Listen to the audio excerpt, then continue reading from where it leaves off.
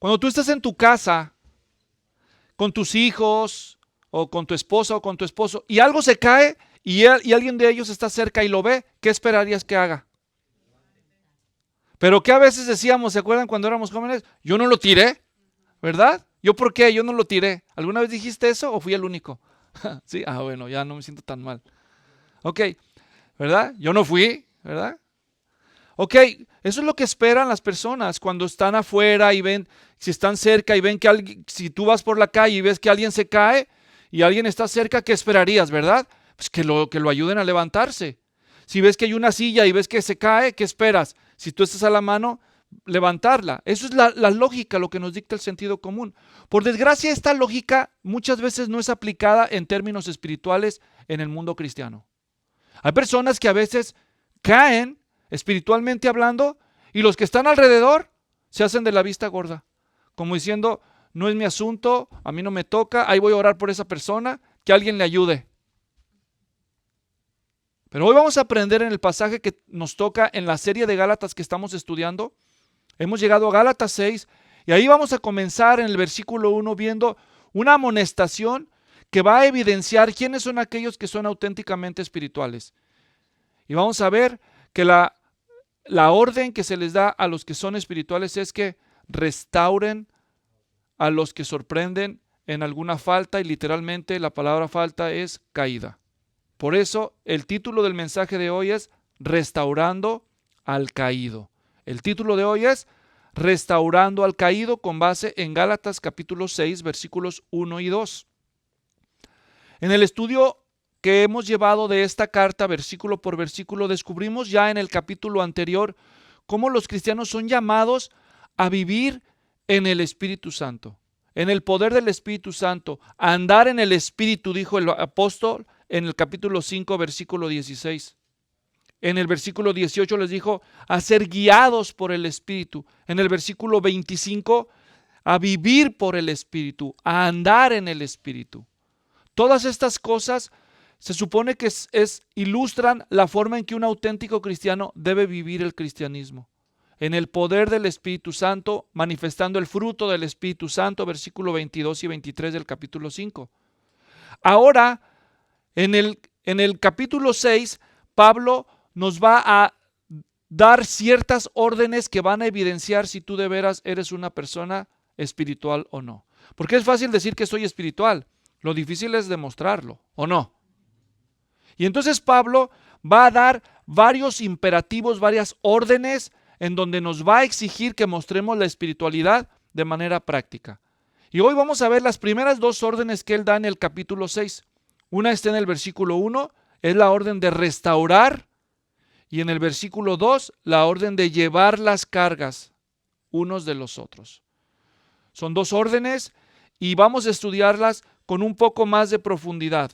Entonces, vamos a resumir el punto de toda esta enseñanza así, que el cristiano verdaderamente espiritual, el cristiano verdaderamente dominado por Dios, el Espíritu Santo, es una persona que restaura al caído y que lo ayuda con sus cargas, a la luz de estos dos versículos.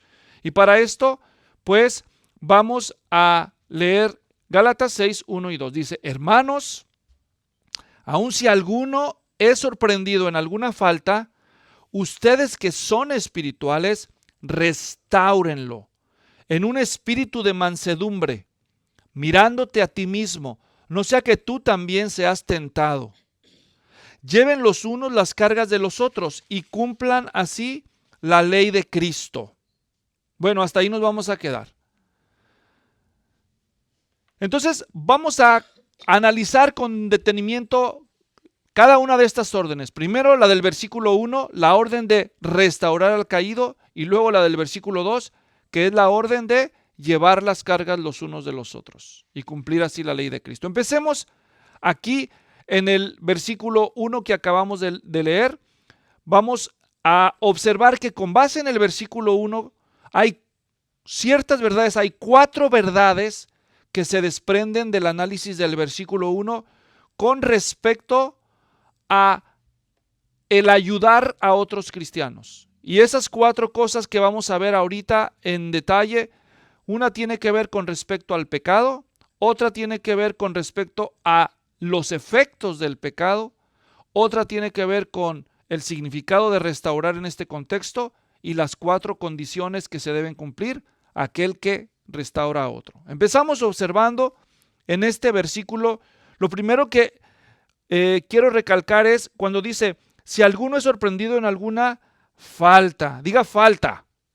Esto para nosotros que estamos acostumbrados al fútbol, soccer, pues suena así como falta, alguien que infringió o cometió una agresión, ¿verdad?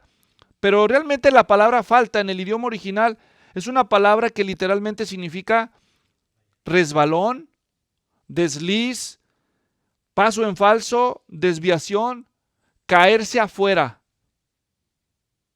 A veces se le traduce transgresión, porque es como salirse del límite, pero la idea es caerse afuera.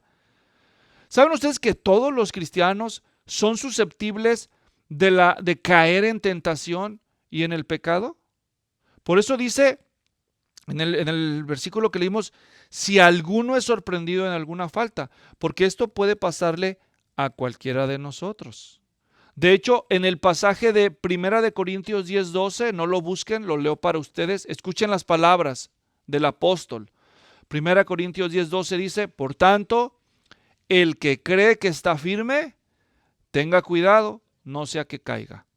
Y en el contexto de 1 Corintios 10, el capítulo empieza el apóstol recordándole a los lectores lo que le pasó a los israelitas en el desierto, que andaban en el desierto acompañados por la mismísima presencia de Dios y empezaron a murmurar y muchos de ellos sufrieron las consecuencias y otros empezaron a cometer inmoralidades sexuales y fueron disciplinados por Dios y así cantidad de pecados cometieron los israelitas y uno entonces dice el apóstol que tiene esas historias para aprender de ellos, a no murmurar como ellos murmuraron, a no fornicar como ellos fornicaron. Y entonces termina diciendo este principio, porque el que piense estar firme, mire que no caiga. Así que nosotros podríamos escandalizarnos y lo hacemos. Yo recuerdo en una ocasión una persona en una iglesia hace muchos años en la que yo asistía, esta persona tenía muchos problemas para dejar el cigarro. Ella sabía que estaba haciéndose daño, que estaba maltratando al templo del espíritu que es su cuerpo y que fumar le hacía daño. Así que ya lo sabía y quería dejar de hacerlo. Así que le recomendaron asistir a un grupo cristiano donde estaban personas lidiando con diferentes tipos de adicciones para ayudarse unos a otros, a llevar sus cargas unos a otros y vencer el pecado. Y recuerdo que después de la primera visita ella regresó, yo era uno de los pastores de aquella iglesia, ella regresó y dijo, no hombre, yo no voy a volver a ese lugar. Le dije, ¿por qué? ¿Te hicieron fumar algo? Y dice, no, ahí hay puros depravados, dice. No, pues que allá uno andaba diciendo que era bien borracho, tenía problemas con la bebida, y otro que tenía problemas con la pornografía. Dice, no, yo no me voy a juntar con esos pecadores. Entonces es bien fácil para nosotros minimizar el área de tentación y de pecado que yo tengo y magnificar las ajenas. Pero el que piense estar firme, mire que no caiga. Porque todos somos susceptibles de la caída en la tentación. Por algo nos enseñó el Señor Jesús a orar al Padre cada día. Cuando oren así, y en esa oración incluía, no nos metas en tentación, ¿verdad? Mas líbranos del mal. Entonces, ¿has caído en algún pecado y te está costando levantarse? Fíjense la figura que usa él, caerse, ¿verdad? No es el estado natural de una persona sana, caer en pecado. ¿Estás viendo a alguien caído y no estás haciendo algo al respecto? Aquí estamos hablando de uno que sorprende a otro que ha incurrido en una falta, ¿no es cierto? Pero saben, yo como pastor, el día de ayer cumplí por la gracia de Dios 22 de octubre de 1989. Yo hice mi profesión de fe de seguir a Cristo. O sea, 33 años por la gracia de Dios. 33 años. Y yo, hermanos, si he visto una cosa que los cristianos se resisten en obedecer, es confrontar a otro cuando lo ven fallar. Casi siempre dicen, no, a mí no me importa, allá él. Pero si lo critican, si lo usan como excusa para justificar sus acciones. En el mejor de los casos vienen y lo reportan con el pastor. Pastor, mire, yo vi a Celia, yo vi a Juan Carlos, yo vi a César, mire, vaya y dígale. Pero aquí dice que el que lo sorprende es el responsable de ayudarlo, ¿verdad? Estamos como el ejemplo. Yo no lo tiré, ¿verdad? Pero pasas por ahí, estás pasando por un lado, recógelo. No, yo no lo tiré. Una vez cuando yo era pastor joven, estaba empezando en el ministerio, y hace mucho de eso. Estábamos en una reunión de pastores, que era en la parte baja de un edificio de una iglesia mediana. Y recuerdo que llegamos todos y al final llegó el pastor más anciano de todos y el más respetado, el misionero. Y cuando llegó estaba molesto. Ya estábamos todos antes que él y llegó. Y casi le decíamos, oiga, ponga el ejemplo y llega a tiempo, ¿verdad? Y luego llegó y nos dijo, todos ustedes entraron por la misma puerta, dijo. Todos entraron por la misma puerta. Y todos pasaron por encima del escombro. Que alguien entró por la puerta y golpeó la orilla y tumbó ahí el enjarre y está toda la tierra. Y ninguno de ustedes que dicen ser pastores fue bueno para agarrar una escoba y un recogedor para recoger ahí. Por eso llegué tarde, porque estaba limpiando lo que nadie quiso hacer. Entonces es fácil que nosotros vemos que algo se cae y esperamos que alguien lo recoja. Y cuando espiritualmente sucede eso, como les he dicho, si hay algo que yo he visto en estos años de ser cristiano, es ver que un hermano en Cristo está fallando en algo y no le quieren ayudar, porque dicen, eso no es mi asunto, yo no me meto en lo que no me importa, a mí no me toca. Entonces hay que arrancarle este versículo a nuestras Biblias, ¿no? O tal vez tenemos algo que cambiar. ¿Estás viendo a alguien caído y no haces algo al respecto? Así que lo primero que vemos respecto al pecado en este versículo es que el pecado se describe como una caída. ¿Entienden? Lo segundo es que esta caída no es cualquier caída, es una caída que produce un daño. Porque el verbo que se usa ahí, restáurenlo, nos da la idea de que hay que ayudar a la persona a regresar a un estado de servicio. ¿Entienden esto? De hecho, el pecado siempre daña. Aunque no seamos conscientes de eso, el pecado siempre daña, siempre afecta la vida del creyente. Lo tumba, lo daña. Si el pecado no hiciera nada, entonces no habría necesidad de restauración, ¿verdad? Pero ¿por qué está diciendo aquí? Restáurenlo. Bueno, entonces, ¿y cómo daña el pecado, Luis? Te preguntarás. Miren, el pecado daña de diferentes maneras. En primer lugar, cuando un cristiano peca, lo primeritito que se daña es su comunión con Dios. La comunión es el compañerismo, es la confianza, es ese acceso libre que tenemos en nuestra conciencia de acercarnos a Dios en cualquier momento. Primera de Juan capítulo 1 versículo 6, escuchen lo que dice. Primera de Juan 1:6 leo, dice, si decimos que tenemos comunión con Él, ese compañerismo con Dios, esa confianza de estar conversando con Dios a cualquier hora, donde quiera que andamos. Si decimos que tenemos comunión con Dios, pero andamos en tinieblas, ¿qué significa eso? Aquí no le llama caer, aquí le llama andar en tinieblas, pero es la misma idea. ¿Captan? Dice, si decimos que tenemos comunión con Él y andamos en tinieblas, mentimos y no practicamos la verdad. Es como, yo he dado este ejemplo antes, es como si Marcos es mi papá y yo llego y lo insulto y le digo, ay viejo loco, a mí usted no me va a decir lo que tengo que hacer. Anticuado, está ruco ya, déjeme en paz, yo sabré lo que hago con mi vida. Y me salgo y se me poncha la llanta. Hey papá, oye, se me ponchó.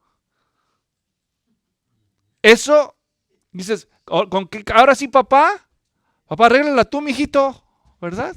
Hace rato ya no era tu papá, era tu verdugo, según tú. Pues ahora aprende.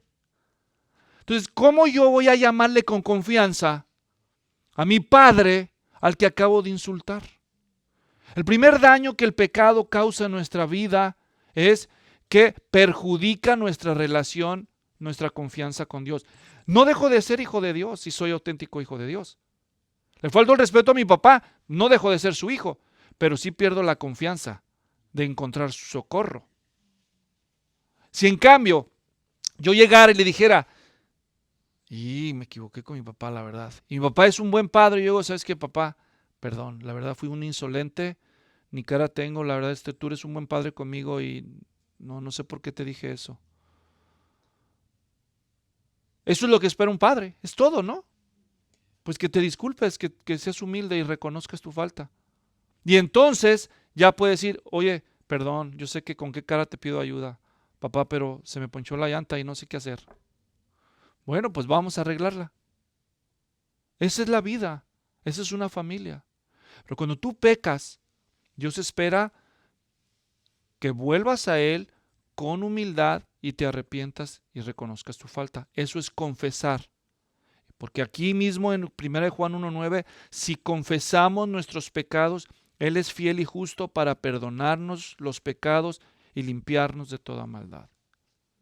En términos de la justificación eterna, todos nuestros pecados fueron perdonados el día de nuestra conversión. Pero en términos de la comunión constante, nuestros pecados son perdonados cuando los confesamos al Padre. Por eso los cristianos practicamos la confesión inmediata. Esto significa que en el momento que me doy cuenta que he pecado contra Dios, ahí mismo no tengo que esperar ir a un confesionario, ni a que llegue el domingo, ni a que llegue en la noche para arrodillarme al pie de mi cama. No, allí donde ande, en mis pensamientos, en voz baja, audible, yo digo, Padre, eso que dije no estuvo bien. Perdón, Señor, perdón. Ayúdame a cambiar, yo quiero cambiar, cámbiame. Y aunque te sientas un hipócrita y tengas que hacerlo eso cada 5 minutos, de todos modos hazlo. Porque así te va a dar vergüenza y tal vez ya después no va a ser cada 5 minutos, sino va a ser cada 10 y luego cada hora. Y hasta que Dios va santificando esa área en tu vida. Pero el pecado siempre daña, en primer lugar, daña tu comunión con Dios. Número 2, el pecado daña nuestra sensibilidad interior. La Biblia usa varios términos para describir esto. A veces le llama endurecimiento del corazón, como en Hebreos 3:13. Les muestro el versículo. Hebreos 3:13.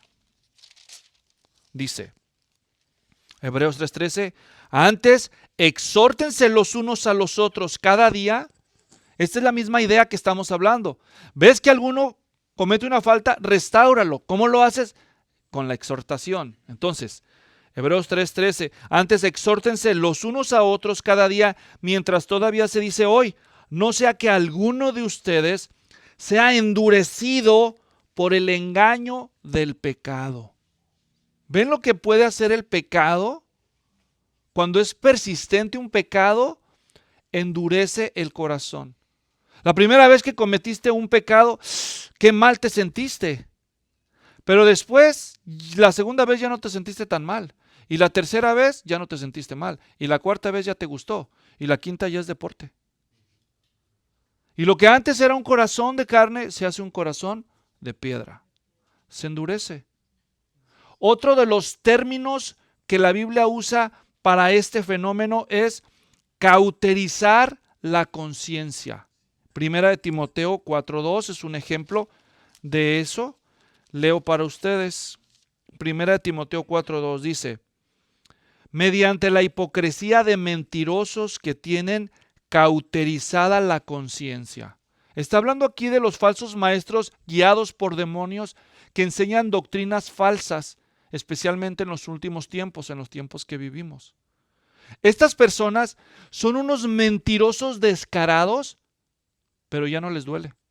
Son capaces de agarrar una Biblia y pararse en una iglesia y decir mentirotas, y ellos lo saben, pero no les remuerde la conciencia para nada, porque ya está cauterizada. Cuando yo era chico, en la esquina de la cuadra de mi casa había un campo de fútbol.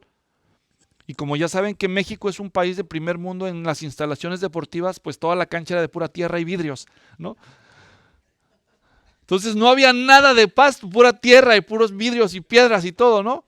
Entonces veníamos de la escuela desde la otra esquina y para entrar a esa cancha había que una bajadita como de 1,5 metros y yo agarré vuelo y cuando acordé, pues que me tropiezo y había un vidrio ahí de una, seguramente de una cerveza caguama santificada y se me clavó el vidrio aquí en la pura rodilla. Y me acuerdo que pues mi mamá me llevó a la casa y me hizo las curaciones y me sacó y me quedó una cicatriz así, grandotota. Para mi sorpresa, cuando me cerró todo eso, en esta cicatriz ya no siento dolor. Yo le toco ahí, ya no se siente igual. Porque cerró, sí, cerró la herida, pero quedó un daño, una pérdida de sensibilidad, porque ahí se cauterizó. ¿Entienden? O es como cuando te queman. Ya después no se siente. Eso puede pasarle a la conciencia por causa del pecado repetido. Al principio te sentías mal y por repetir y repetir y repetir el mismo pecado, ya no te sientes mal. Ya se endurece el corazón, se cauteriza la conciencia. Miren otra forma en que se describe este fenómeno en Tito 1:15. Ahí a la vuelta de 4 páginas dice la escritura. Dice, todas las cosas son puras para los puros, mas para los corrompidos e incrédulos nada es puro, sino que tanto su mente como su conciencia están corrompidas. Corazón endurecido, conciencia cauterizada, mente corrompida. Ya no piensan cuerdamente, ya se corrompió. Ese es otro daño que el pecado genera y que no se siente y debemos tener cuidado. Un tercer daño que el pecado hace, además de romper nuestra comunión con Dios y de hacernos perder la sensibilidad respecto a lo malo, la sensibilidad interior, es que el pecado también destruye nuestra fe. El pecado destruye nuestra fe. Un ejemplo de esto está volviendo a 1 Timoteo en el capítulo 1, 2 hombres que solían ser cristianos. En el versículo 19, Pablo le advierte a Timoteo acerca de ellos. Dice, guardando la fe y una buena conciencia que algunos han rechazado y naufragaron en lo que toca a la fe, entre los cuales están Himeneo y Alejandro, a quienes he entregado a Satanás para que aprendan a no blasfemar. ¡Wow! Ahora voy a desmenuzar ese versículo para que entiendan el significado.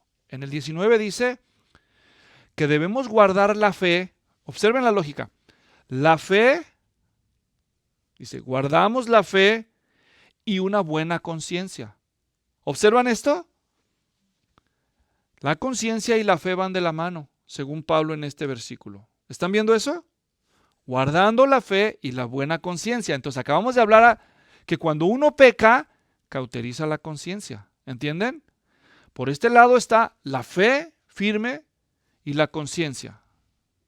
Y luego dice Pablo en 1 Timoteo 1:19, que algunos, o sea, la conciencia, la fe y la conciencia que algunos han rechazado. O sea, que hubo algunos que, ¿qué hicieron con la conciencia? Ya no les importó, ya cállate conciencia, ¿verdad? Es como el que va manejando su carro y le prende la luz de motor, ¿verdad? Checa el motor, prende el motor, o la luz de gasolina, hay poca gasolina, tin, tin, tin. Y dice, qué fastidio, y saca un martillo y quiebra el foquito. Ya cállese, me esté molestando. Ya lo solucionó, ya solucionó el problema, ¿verdad? Pero él siente que ya lo solucionó, porque ya no le está pitando, ya no le está diciendo nada, ¿verdad? Algunos de ustedes están acordando cuando eran más jóvenes. Ya cállese mamá, ya. Me voy de esta casa. Mucho molestan. No me digan lo que tengo que hacer. No quiere oír, ¿verdad? Dios nos ha dado recursos para señalarnos lo que es malo. Nos ha dado los padres, nos ha dado la conciencia, nos ha dado los padres y nos ha dado el gobierno y los maestros. Todos son dones de Dios para protegernos del mal. Pero como somos necios, los vamos descontinuando. Sacamos el martillo y estamos quebradero de foquitos, ¿verdad? Estos hombres rechazaron la conciencia. Eso es lo que está diciendo aquí. ¿Entienden eso? Dice, guarden la fe y la buena conciencia, la cual conciencia, rechazando algunos, estoy en 1 Timoteo 1:19, naufragaron en lo que toca a la fe. Fíjense bien, fe y conciencia. Ellos rechazaron la conciencia, terminaron naufragando en cuanto a ¿qué? En cuanto a la fe. Hermanos, cuando nosotros no confrontamos el pecado en nuestra vida, el pecado empieza a hacer su trabajo. Es un cáncer que va a acabar comiendo el poder de la conciencia. Y llega un punto que acaba con ella y ahora ya no solo es un problema de conciencia, sino que se brinca a la fe. Y la persona empieza a dudar, no, yo no estoy de acuerdo, ¿por qué Dios nos dice eso? No, la Biblia está mal. Y antes, lo que antes era palabra autoritativa de Dios para ella, ahora ya, ¿por qué no? Yo no le voy a hacer caso a eso. ¿Por qué? ¿Por qué Dios prohíbe que dos personas del mismo sexo se amen? ¿Qué? ¿Por qué Dios prohíbe que se amen y se tienen que casar a fuerzas? No, si se aman, ¿por qué se tienen que casar? Y empieza, ¿se fijan cómo se invierte? Cuando tú comprometes la conciencia, la fe se empieza a corroer también, hasta que llega el punto en algunos que es un camino sin retorno e incurren en lo que la Biblia llama apostasía, un abandono de la fe. Porque no empezó por problemas intelectuales, por falta de argumentos lógicos para entender la Biblia, no. El problema fue el pecado descuidado que fue carcomiendo la fe de ellos. Así que el pecado es peligroso, sin decir que además el pecado daña el nombre de Cristo. Nuestro testimonio queda destruido, ¿o no es cierto? Y podría seguir dando yo ejemplos de cómo el pecado siempre daña. Nosotros no sentimos que el pecado daña, pero el pecado siempre daña. Así que volviendo al versículo inicial de Gálatas 6:1, ya hemos aprendido que el pecado se presenta aquí como una caída y es una caída que daña, que daña. Por eso, número 3, requiere restauración. Ahora vamos a ver la orden. ¿Qué es la restauración aquí? Estamos en Gálatas 6:1. Hermanos, si alguno es sorprendido en alguna falta, ustedes que son espirituales, restáurenlo. En primer lugar, aquí la restauración es una orden. Si quieres lo restauras, si no hay, oras por él. No dice así. Está en forma imperativa gramaticalmente hablando. De hecho, si lo leyéramos en la Reina Valera o en la Biblia de las Américas, se darían cuenta que dice restauradlo. O sea, bien clarito el imperativo. Es una orden. Significa, restaurar aquí significa reparar de manera completa. Completar, hacer apto otra vez algo. Reconstruirlo, perfeccionarlo. Remendar algo. Es la palabra que se usó en aquella ocasión cuando Pedro había salido a pescar toda la noche y luego salieron de regreso y dice que estaba remendando las redes. Las redes por el uso se rasgaban. ¿Qué hacían los pescadores? Las volvían a coser para que no tuviera hoyos. Y ese es el término que se usa aquí. Quiere decir que la palabra restaurar significa llevar algo de regreso a la utilidad, algo que se había dañado. Y eso es lo que pasa espiritualmente en nosotros cuando cometemos un pecado. Un pecado, pero no es cualquier pecado. Porque el pecado que se está hablando aquí es un pecado especial. Es un pecado que ha llegado a ser tan serio en la vida de uno que ya otros se dan cuenta. ¿Se fijan de lo que estamos hablando? Porque ya otros ya te cacharon o ya no te importa que te vean. De ese pecado está hablando aquí. ¿Cuál es el propósito de la restauración entonces? El propósito de la restauración es que la persona regrese a un estado de salud espiritual, que una persona vuelva a funcionar. Es decir, hermanos, Dios no se resigna que uno de sus hijos viva en un estado de mediocridad espiritual. ¿Tú te resignarías si tuvieras un hijo, digamos que está dañado? Se cayó el niño y se quebró un pie. Ay, pobrecito. Ay, vamos a orar por él. ¿En serio? ¿Eso es lo que vas a hacer? ¿Nada más orar por él? Pues ay, que esperemos que con oración se le cure la quebradura. ¿Eso vas a hacer?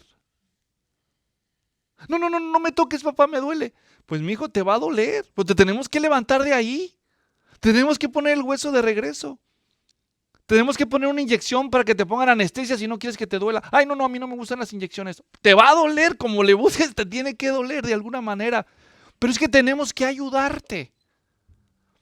Tú como padre no te resignarías a que alguien que amas, gracias, tuviera un daño, gracias, mija. Que alguien tuviera un daño, uno de tus hijos que tanto amas, y dejarlo así nada más, ¿verdad que no? Pues Dios tampoco se resigna con que tú o alguien de sus hijos incurra en un pecado y dejarlo que siga siendo un mediocre espiritual. No, ¿sabes por qué no? Porque Dios nos salvó con un propósito en mente. En Romanos 8:29 se nos recuerda ese propósito. Por si no lo sabes, te lo voy a leer. Romanos 8:29, escúchalo, dice: porque a los que de antemano conoció, a estos predestinó a ser hechos conforme a la imagen de su Hijo, para que Él sea el primogénito entre muchos hermanos. ¿Quién es el Hijo de Dios? Nuestro Señor Jesús.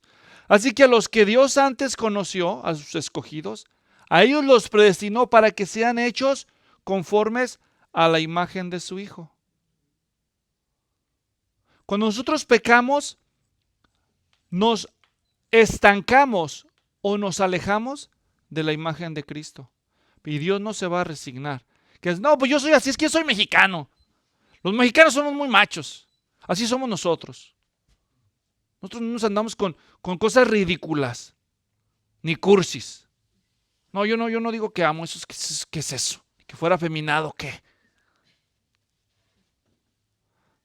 O no, es que en mi casa así somos nosotros. Así nos criaron. O ese es mi temperamento.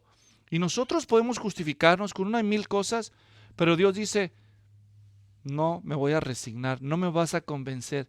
El que comenzó la buena obra, la va a perfeccionar.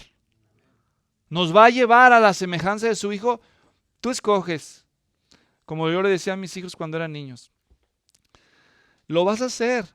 Por la buena o por la mala, tú escoges. Pero lo vas a hacer, no es si lo vas a hacer o no. ¿Cómo lo vas a hacer? ¿Por la buena o por la mala? Y Dios al que ama, disciplina y azota al que recibe por hijo. Entonces, Dios manda la restauración de sus hijos porque Él nunca se va a resignar a que tú seas menos de la meta, que tú te conformes a la imagen de nuestro Señor Jesucristo. Por eso la restauración es importante. Porque Dios no se va a dar por vencido contigo. Dios no se va a dar por vencido contigo. Va a trabajar en tu vida. Y la forma en que va a ayudarte es usando a otros de tus hermanos para ayudarte. Así que la restauración de la que está hablando aquí es aquella que se reservó para los pecados que llegan a ser revelados. El creyente puede restaurarse espiritualmente de algunos pecados de forma individual y privada. Hay pecados que todos nosotros cometemos de los que nadie se da cuenta. Y Dios en su misericordia nos deja jugar ese juego de tontos. Porque el pecado siempre es irrazonable. Nosotros sabemos y muchas veces aún así cometemos pecado. Pero Dios nos da el tiempo para arrepentirnos rápido y hacer las cuentas con Él y ya. Y nos perdona. Y esto pasa todo el tiempo, porque somos tan pecadores que Dios nos tiene muchísima paciencia y cada día estamos en eso. Pero hay veces que nos pasamos, que abusamos de la gracia y nos habituamos a ciertos pecados de una manera tan peligrosa que esos pecados cruzan un límite. Perdemos el decoro, o Dios permite que se exhiba lo que estábamos haciendo ya de manera tan repetitiva y que alguien se dé cuenta. Y cuando eso pasa, es común que el cristiano se haga el ofendido. Soy humano, ¿verdad? Ay, ¿tú qué? No me digas que tú no. Y se justifica. Pero cuando Dios permite que tu pecado salga a la luz, es porque te ama y quiere confrontarlo en tu vida. Cuando Él permite que otro cristiano se dé cuenta es porque Dios está santificando tu vida.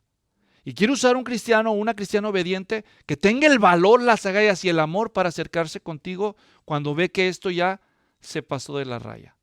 Y entonces, en esos casos, un cristiano espiritualmente maduro es necesario para que el daño no siga progresando en nuestras vidas. ¿Cómo saber cuando un pecado exige la intervención externa de otro creyente? ¿Sabes cuándo? Cuando cometerlo para ti es tan persistente o tan grave que te terminan descubriendo. Cuando te terminan descubriendo, cuando se destapa la cloaca y sale el cucarachero, ahí ya Dios intervino. Y Él, entonces, en esos casos, ha ordenado a otros creyentes que se dan cuenta y que son maduros o espirituales, que usen de la exhortación. ¿Se acuerdan el versículo que leímos? Hebreos 3:13. Antes, exhórtense unos a los otros cada día, mientras todavía se dice hoy, no sea que alguno de ustedes sea endurecido por el engaño del pecado. ¿Cómo es el pecado? Engañoso. Todos lo cometemos. ¿Y qué nos promete el pecado? Ay, nadie se va a dar cuenta. No es tan malo. Pues no, ¿verdad, Sata? Bueno, la última y la confieso. Y ahí no la llevamos. Hasta que llega un punto donde ya el Señor dice, no, ¿sabes qué? Ya no. Voy a ayudar a esta hija mía o a este hijo mío. Y entonces se da cuenta alguien, ¿no? Se da cuenta. Y ahí ese que se da cuenta descubre y dice, oh, mira lo que pasó aquí. Y entonces, cuando eso sucede, hay que empezar a observar. Porque si es un problema en la vida de la persona, va a volver a suceder, solo es cuestión de tiempo. ¿Entienden? Me acuerdo cuando se convirtió un amigo que teníamos, era cantante, se convirtió a Cristo y hubo un partido de fútbol un sábado, ahí los de la iglesia hicimos un convivio y después se hizo un partido de fútbol y andábamos jugando en el partido de fútbol y que se enoja. Que alguien le dé una llegada fuerte y que de la abundancia del corazón habla la boca, dice la Biblia. Entonces se veía bien santo por fuera, pero cuando le dieron la patada, que sale el diablo que todos traían adentro, ¿no? Y le dice una majadería al otro. ¿Me entienden? También escucharon la otra historia similar de esa preciosísima hermana con voz angelical que le encantaba cantar alabanzas a Dios y un día agarró el micrófono de cable, se lo acercó mucho a la boca y cuando se lo pegó, algo pasó que le dio un toque eléctrico y cuando le da el toque dice una mala palabra, ¡ay, hijo de su! Y se le sale. Eso es lo que traía adentro, cantando alabanzas, pero sale el verdadero espíritu que, ¿entiendes? Entonces, hay veces que Dios va a permitir que se deje ver, ¿no? Que se deje ver lo que está pasando ahí tras bambalinas. Y entonces, ahí tú te vas a ir dando cuenta. Y el que se da cuenta es el primer responsable de ayudar a la persona. Si la persona es humilde, ni siquiera va a necesitar exhortación, porque solita va a pedir perdón. Pero si se justifica, ahí ya casi te vas a dar cuenta que Dios te está dando la responsabilidad de hacer algo más que orar nada más. Exhortar. Y exhortar aquí, esta palabra exhortar en hebreo significa hombro a hombro. Es decir, es algo que se hace de manera personal. No es algo que dejamos para el sermón los pastores y como ya le traemos ganas ahí al compadre, dijimos, vas a ver el domingo en el sermón. No, es algo en persona que se tiene que abordar. Por eso, ¿por qué la restauración es importante? ¿Saben por qué? Especialmente aquí en el contexto de Gálatas, ¿saben cuál era el problema para ellos? Que habían dejado la gracia para irse al legalismo. ¿Se acuerdan? Es el pecado que ellos estaban abandonando el evangelio para en las fuerzas de la carne querer justificarse delante de Dios. Ese es el contexto aquí. Y Pablo le está diciendo a los cristianos, aquellos de ustedes que son espirituales, que entendieron el evangelio y se han mantenido en el Espíritu Santo, ayuden a los que se hicieron legalistas, a los que siguen insistiendo que la circuncisión y todo eso, no, vayan a hablar con ellos ya. Porque el domingo todos oyen la carta cuando la leen, pero otra cosa es en persona, ¿verdad? Volver a Cristo. ¿Saben cuál es la raíz de todos nuestros pecados? Que soltamos a Cristo para agarrarnos de otra cosa. Como nuestra carne no tiene el poder, nuestra carne no tiene el poder para producir el fruto del Espíritu a la larga. La carne no produce amor, gozo, paz, paciencia, amabilidad, bondad, mansedumbre. No, eso no sale de la carne. ¿Saben de qué sale de la carne? Ya lo estudiamos con eso con detalle. Celos, pleitos, iras, contiendas, disensiones, herejías, fornicaciones, de chismes y todo lo que ya leímos en el capítulo 5. Entonces, en la fuerza humana no puedes agradar a Dios. Te rebasa. Entonces, la meta de la restauración es traerte de regreso a la gracia, a Cristo, a vivir en el poder de Cristo y del Espíritu, para agradar a Dios. La restauración exige 4 condiciones. Cuando Dios permite que tú seas testigo de otro creyente que peca, debes ser paciente primero y ver qué reacción va a tener el cristiano. Tal vez no se dé cuenta que tú lo miras. Tal vez tú ibas en la fila atrás en el supermercado y a la hora de pagar, él le da un billete de a $10 al cajero. Tú estás por allá atrás, no te ha visto a lo mejor, y el cajero le da cambio de a 20. ¿No? Él paga 10 y le dan cambio de a 20. Y él ve, y tú ves también, le doy un cambio de 20, y tú dices, ahorita se los va a devolver.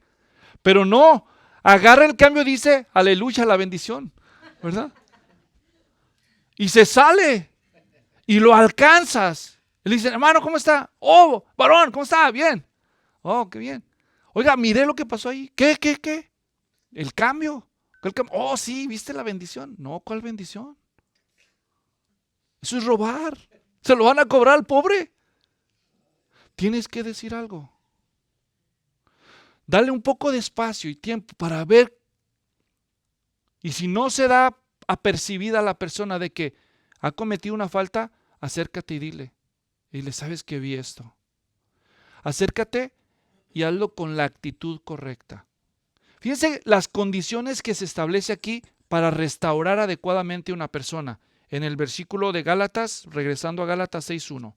En primer lugar, si quieres restaurar a alguien, primero conviértete en cristiano. Antes de que corrijas a los cristianos, tú mismo sé cristiano. Porque ¿a quién le habla? ¿Cuál es la primera palabra del versículo 1? Hermanos. O sea, ¿a quién le está hablando? A los cristianos, ¿verdad? A los cristianos, porque los que no son cristianos son re buenos para corregirnos a los cristianos, ¿verdad? Pero ellos nunca hacen nada de esto, ¿verdad? Bueno, hermanos, primero, debe ser creyente. Número 2, debe ser espiritual, porque dice, si alguno es sorprendido en alguna falta, ustedes que son espirituales. O sea, tú tienes que estar lleno del Espíritu Santo. Tienes que ser controlado por el Espíritu Santo. Número 3, ahí mismo dice, restáurenlo con un espíritu de mansedumbre. Ya explicamos anteriormente que una evidencia del fruto del Espíritu era amor, gozo, paz, paciencia, benignidad, bondad, fe, mansedumbre. Entonces, una evidencia de que eres espiritual es que eres mansedumbre. Es decir, el Espíritu Santo está gobernando tu vida. En lugar de, ¿qué es la mansedumbre aquí en términos prácticos? Es humildad. En lugar de agarrar así actitud de orgullo diciendo, ¿todavía fumas? ¡Ay, híjole, marihuano, hijo! Uy, todavía con la... ¡Ay! Oh, no, qué vergüenza. Oye, cada quien lucha con sus cosas, ¿verdad? Una actitud de mansedumbre. Te acercas, ni modo, le vas a tener que decir, tengo que decir algo que tal vez no te va a gustar, pero es importante. Le pides hablar a solas y le dices. Tienes que mostrarle evidencias. Nada de que me dijeron, me pareció. No, yo vi que le diste el billete al cajero y te clavaste el cambio en el bolsillo. No, es que me debía. En verdad. Entonces, tienes que ir con evidencias y con mucha humildad, pero con firmeza, decirle, sabes que no está bien eso, está mal. No está bien. No está bien. Luego, Otro requisito, ya dije, ser creyente, espiritual, mansedumbre. Luego, tienes que hablar con autoridad moral. Autoridad moral. Ahí el texto lo dice de esta manera. Mirándote a ti mismo, no sea que tú también seas tentado. ¿Con qué cara vas y le dices, oye, devuélvele el cambio, no te lo robes? No vaya a ser que él voltee y te diga, para empezar, págame lo que me debes. Primero tú págame lo que me debes y luego me corriges. Tú te quejas de que yo me quedé con $10, si el otro mes te presté $100 y mira, ya pasó la fecha, no me dijiste nada y te haces... ¿Ah, verdad? Te desarmó, mijito. Andas viendo la paja en el ojo ajeno y no ves la viga que traes en tu propio ojo, ¿verdad? Mateo 7, ustedes conocen el pasaje del Señor Jesús. Entonces necesitas autoridad moral. ¿Qué significa autoridad moral? Que algunos malinterpretan. Autoridad moral significa que en lo que tú vas a corregir al otro, tú estés bien. No significa que eres perfecto, porque no hay nadie perfecto. O sea, tú puedes ir y decirle, a ver, fíjate que vi que el cambio, pues oye, ¿qué pasó? No está bien. No está bien, mira, humanamente hablando se lo van a cobrar a él. Le puede perder su trabajo. Humanamente hablando, cristianamente menos. No robarás. ¿Qué hacemos con ese mandamiento? No. Al contrario, la palabra nos dice que nosotros demos. Que si hay que correr un riesgo, asumamos la pérdida y no la estafa. No. Y entonces voltea el otro y le dice, ¿y tú a mí qué me dices? ¿Que ya se te olvidó que tienes un hijo ahí que anda de pandillero? ¿Qué tiene que ver una cosa con la otra? ¿Verdad? Digamos que en ese escenario fuera cierto. Que es el hijo, tiene un hijo que anda de rebelde. Es un hijo que anda en las pandillas y que anda en malos pasos. Pero el creyente no ha sido un condescendiente con el pecado. Como dicen vulgarmente, no es un alcahuete de los vicios o de los delitos de su hijo, sino que también lo ha confrontado. Que no consiente ni en el pecado ni en el vicio del hijo. Pero aún así el hijo es un ser independiente y hace lo que quiere, porque es un adulto ahora. ¿Entienden? Pero es muy fácil que a veces alguien, cuando es sorprendido en una falta, va a buscar de dónde agarrar para justificarse. Pues no te preocupes. Decir que tienes cola que te pisen es que hay algo que tú debiste haber hecho y no lo hiciste. Pero si tú has hecho lo que a ti te toca, lo que depende de otros ya no es tu responsabilidad. ¿Están siguiendo la lógica? Eso significa ser irreprensible en la Biblia. Irreprensible es una persona que no tiene de dónde la agarren. Digamos que voltea y te dice, sí, tú me dices que yo devuelva los $10, pero yo sé que a la hermanita Lulú te prestó $100, a ver, no le has pagado. Y tú le dices, bueno, tal vez, no me toca explicarle, pero nada más para su información, yo ya se los pagué, hermana. Tal vez le dieron el chisme a medias, pero yo no le debo a nadie. Si quiere le llamamos ahorita. Desmantelas, porque ya eres irreprensible. Tal vez no pagaste a tiempo, te diste cuenta del error, te disculpaste y remendaste el daño. ¿Entienden? Ya no tienes cómo te reprochen. El problema es si tienes de dónde te reprochen, especialmente en la misma falta. Como solía ser para algunos de nosotros, ¿no? El papá te decía, a ver, aquí no andes fumando, a esta casa la respetas, tráeme un cenicero. ¿Verdad? ¿Nunca viste algo como eso? A mi hijo de tú sabes cuántas, a mí no me faltes el respeto, aquí no dices malas palabras. Órale, a misa. Y usted, papá, no viene con nosotros. No, yo aquí voy a ver el fútbol. O sea, eso típico, ¿no? Pues lo mismo se aplica entre cristianos. No puedes tú ir a corregir a otros lo mismo que tú haces mal. No sea que tú seas tentado y estás cometiendo el mismo pecado que quieres ayudar a otro, pues con qué cara, ¿verdad? Deberías tener vergüenza. Entonces, así Pablo previene esa falta. Hermanos, la restauración es una responsabilidad. Realmente el mandato de restaurar al caído es una forma específica en que se aplica el segundo mandato, que es la segunda parte en el versículo 2. Lleven los unos de los otros las cargas y cumplan así la ley de Cristo. Así que el segundo imperativo ahí es llevar las cargas los unos de los otros. Si pecar aquí es caerse, ¿entienden? Entonces llevar la carga, literalmente la palabra esa, llevar la carga aquí significa levantar la carga. Ese es el verbo que se usa aquí en el original. Ayúdale a una persona. A veces que los pecados son pesados para vencer para algunos y necesita de alguien que lo ame para ayudarse a levantar. Imagínate que tú vieras a uno que es cristiano que tiene problemas con el alcohol, por decirlo, o con la marihuana, o con cualquier otro pecado que por desgracia se ha habituado, ¿entienden? Y tú lo ves. La actitud farisea, ¿cuál es? ¡Uy! ¡Uy! ¿Verdad? No, la actitud de Cristo, ¿cuál es? Contacto, ¿verdad? Con discreción. Oye, brother, ¿puedo hablar contigo? Fíjate que me percaté de esto, pero no estoy aquí para hundirte. Yo te quiero ayudar. Yo ya estoy orando por ti. Tal vez ocupas que alguien te pregunte. Tal vez te ocupas a alguien que te acompañe y busquemos ayuda juntos. Alguien que te levante la carga. Porque cuando tú estás caído es más difícil levantarse cuando estás cargado. ¿No es cierto? También el versículo, la orden dice, lleven las cargas los unos de los otros. Mira, solo es cuestión de tiempo. Ya te va a tocar tu turno. Ya te va a tocar tu turno y con la vara que midas serás medido. El día que a ti te toque caer, ¿cómo vas a querer que te ayuden, que te traten? Por eso piensa 2 veces cuando alguien está caído, ¿cómo lo vas a ayudar? Porque el día de mañana, el siguiente podría ser tú. Por eso en la iglesia no deberíamos escandalizarnos por ningún pecado. Tampoco deberíamos consentirnos.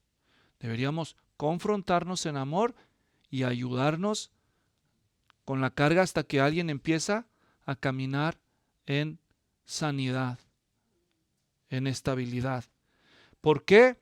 Porque esa es la verdadera ley de Cristo, dice Gálatas 6:2, y así cumplirán la ley de Cristo. ¿Saben cuál es la ley de Cristo? No la ley de Moisés, como decían los legalistas que se infiltraron en Galacia.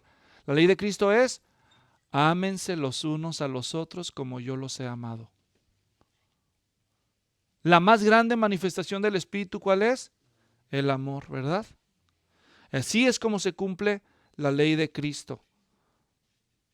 La fe nos lleva a obrar por medio del amor. Pablo ya les dijo en Gálatas 5:6, porque en Cristo Jesús ni la circuncisión ni la incircuncisión significa nada, sino la fe que obra por amor. Por amor, esa es la motivación al ayudar a otros. Así que en conclusión, hermanos, sin el poder del Espíritu, el creyente va a caer en pecado. Pero con el poder del Espíritu, el creyente puede cumplir sus responsabilidades y todavía ayudarle a otro a levantar sus cargas. Ese es el gran milagro. Sin el Espíritu, caes. Con el Espíritu, no solo cumples, sino que ayudas al caído. Por eso yo pregunto, ¿a quién debes ayudar? ¿A quién debes ayudar?